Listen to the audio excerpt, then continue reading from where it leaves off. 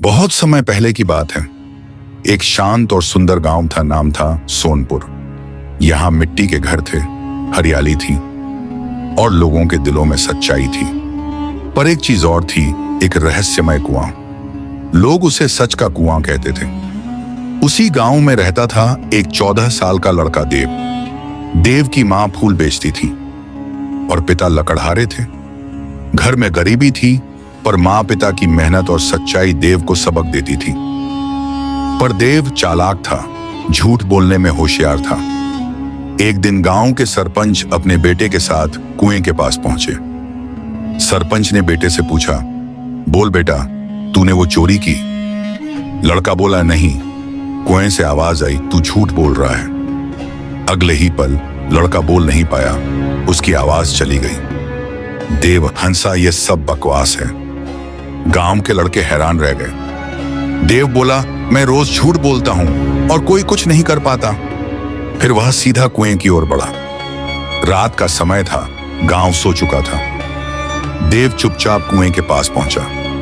उसने कहा, ओ झूठ पकड़ने वाले कुएं, सुन ले मेरी बात।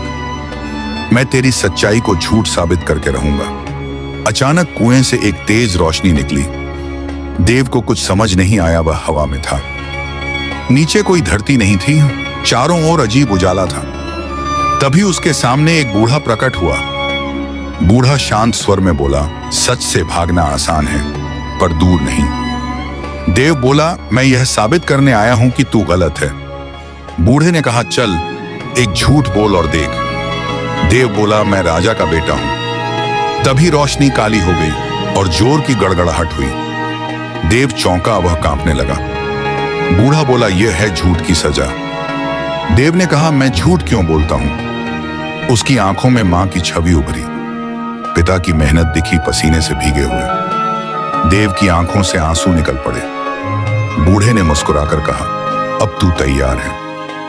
एक चमक के साथ देव वापस गांव आ गया। सभी लोग उसे देखकर चकित रह गए। सरपंच ने पूछा, क्या हुआ? देव बोला, मैंने देखा कि झूठ कैसे सब कुछ छीन लेता है।